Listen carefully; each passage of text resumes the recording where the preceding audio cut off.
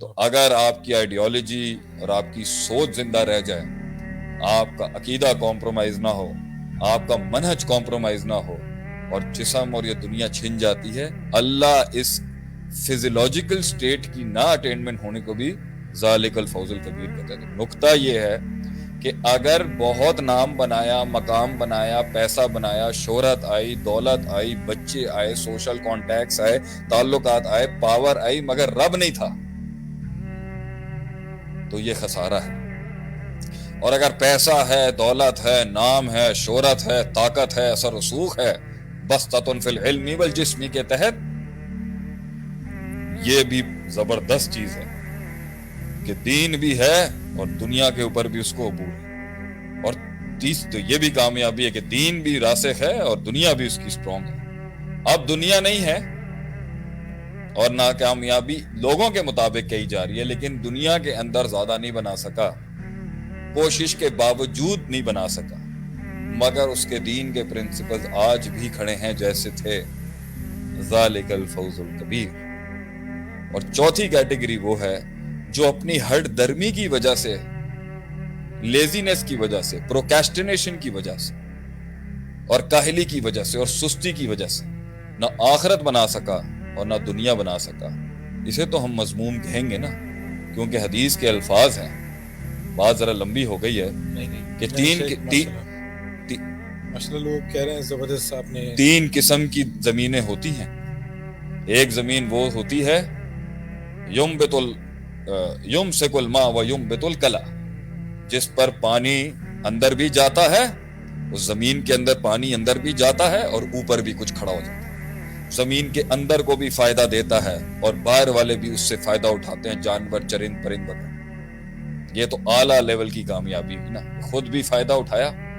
لوگوں کو بھی فائدہ دیا۔ دوسرا وہ ہے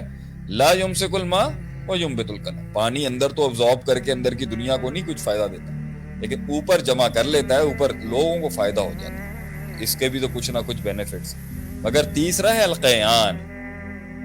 لا یمسک الماء ولا ینبت الکلا، نہ خود کو کچھ فائدہ دیا، نہ مخلوق کو کچھ فائدہ دیا، نہ خود کے لیے پروڈکٹیو رہا، نہ کسی اور کے لیے پروڈکٹیو رہا، نہ خود کے لیے ریمائنڈر بن سکا، نہ لوگوں کے لیے ریمائنڈر بن سکا، نہ خود کے لیے جنت کما سکا، نہ لوگوں کو جنت کما کے دے سکا۔ یہ تو بالکل ہی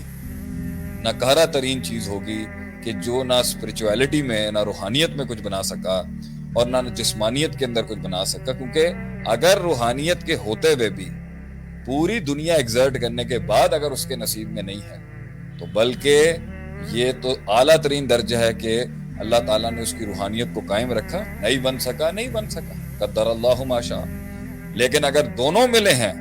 اور دونوں کو اس نے بیلنس کرنا ہے، امتحان اس کا زیادہ ہے جس کے پاس دین بھی سٹرونگ آ رہا ہے اور دنیا پر بھی عبور سٹرونگ ہے، اس کا امتحان زیادہ سخت ہے، اور اس کا بھی امتحان بہت سخت ہے جس کے پاس نہیں ہے۔ تو کسی بھی چیز کو ناکامیابی نہیں کہیں گے ایز لانگ ایز آخرت اور اللہ اور دین کا کانسیپٹ ریوائیوڈ ہے اس کے۔ لیکن لا الہ الا اللہ کمپرومائزڈ ہے، دین کا علم بالکل نہیں ہے، جہاد کے اندر اسلام کے لیے کوئی محنت کا تقاضا نہیں ہے اور کوئی کانسیپٹ نہیں ہے، اور قرآن حدیث سے کوئی تمسک نہیں ہے، امت کے لیے کچھ کرنے کا درد نہیں ہے، اسلام کو ریوائیو کرنے کی کوئی سوچ نہیں ہے، اور اس کو مائنس کر کے اگر آپ نے بزنس کرنا ہے، نام کمانا ہے، شہرت کمانا ہے، دولت کمانا ہے، تو according to the law of diminishing marginal utility جو ہم 10 سال پہلے پڑھاتے تھے، the more you will consume the lesser the utility will get، ایک دن آپ اس دنیا سے بور ہو جائیں گے۔ اور اس لیے جنہوں نے اس دنیا کو اللہ اور آخرت کو مائنس کر کے کامیابی سمجھا ہے، ڈپریشن اور سیوسائڈ کے علاوہ ان کے پاس کوئی رستہ نہیں بچے گا، کیونکہ یہ دنیا میں اتنی صفت نہیں ہے کہ وہ ایک انسان کو پورا کر سکے، کیونکہ تلذذ بالنفس جو ہے نا، وہ روحانیت کے ساتھ اور اللہ کے ساتھ وہ تلذذ جو حاصل ہوتا ہے، جو لذت حاصل ہوتی ہے، وہ یہ دنیا دے نہیں سکتی۔ تو اگر کوئی سمجھتا بھی ہے نا کامیابی، ایونچولی اندر سے آپ کو وہ ٹوٹا ہوا شخص ہی ملے گا، ایز لانگ ایز اس میں آخرت کا تصور نہیں دیا جاتا۔ سو مائی آنسر ٹو یو از عدیل بھائی، کہ اگر کوئی شخص یہ سمجھتا ہے کہ یہ دنیا کے نا حصول نہ ہونا